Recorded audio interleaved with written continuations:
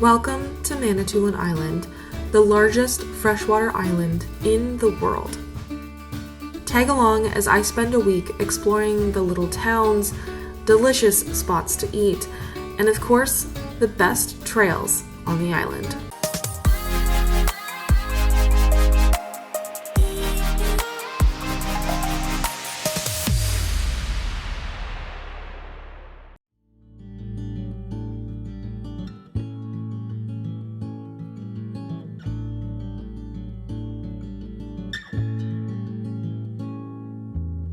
During my first big trip of 2022, I decided to revisit Manitoulin Island. I had come here often as a kid and remember its blue waters and rocky shores, but I don't really remember exploring and hiking on the island, which is what I plan to do this time around. After crossing Gore Bay on the Chichiman, the first leg of my journey took me to Providence Bay, a sleepy beach town on the southern coast of the island. Most places here are closed during the week, but it was nice to enjoy the slow pace of life under cloudy skies.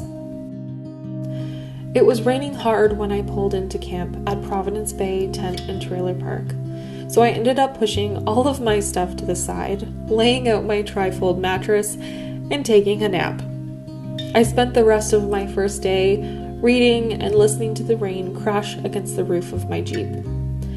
Once the rain cleared, I took a walk into town along the boardwalk, made some dinner, and then called it a night.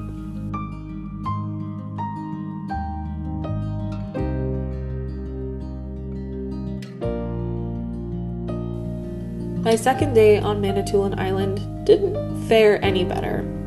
While the rain stopped, it was still cool and cloudy, so I packed up and headed out to Misery Bay Provincial Park, a day-use park about 30 minutes east along the southern shore. There were only 2 other cars in the lot, but I met no one else on the trails. I walked the coastal Avlar Trail, which took me from the Inland Visitor Center to the shoreline of Misery Bay.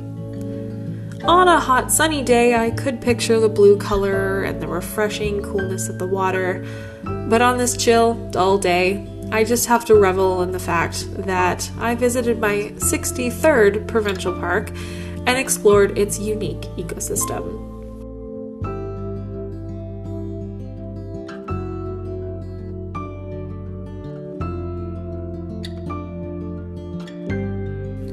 Since there wasn't much open in Providence Bay, I headed over to Gore Bay to grab some tasty lunch at Purvis Fish and Chips. This place was right on the water and had a cute cupola that gave 360-degree views of the surrounding cliffs and marina.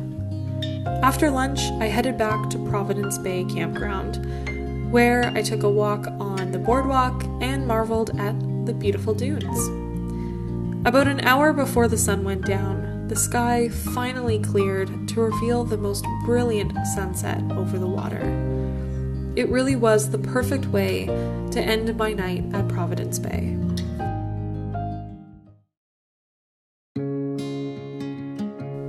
On day 3, I packed in a lot of activities, starting with a stop at Bridal Falls in Kagawang. This 11-meter-high waterfall is a very popular swimming spot in the heat of summer and is a must-see place when visiting Manitoulin Island.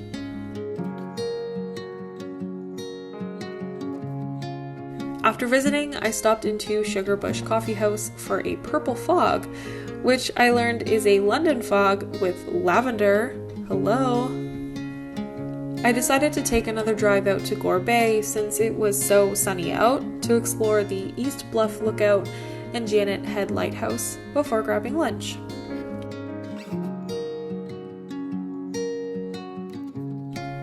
Yes, it was another order of fish and chips. It's called Cod Mothers for a reason. My next stop of the day was the Ojibwe Cultural Center in Chigang. Here, I learned about the island's history with residential schools and discovered how Indigenous artisans make quill crafts.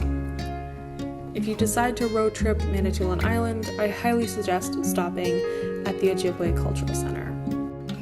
The one thing I really wanted to do during my Manitoulin trip was to hike the Cup and Saucer Trail. I am a sucker for scenic lookouts, and I have to say, this one at the end of the 5-kilometer trail was super enticing. After accidentally getting off trail, and yet still somehow making it back onto the trail without even noticing, and climbing the 156 meters of elevation, I made it to the top and had the whole viewpoint to myself.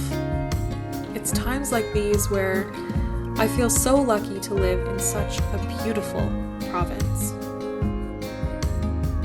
This wraps up the first leg of my Manitoulin Island trip.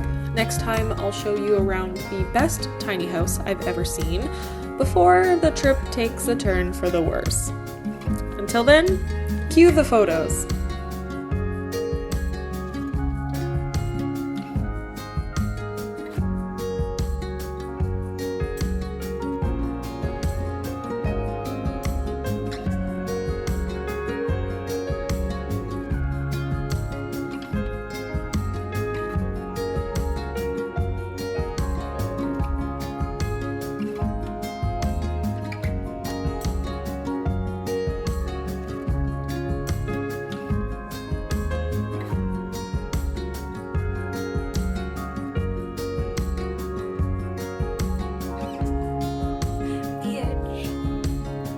Size of those cliffs.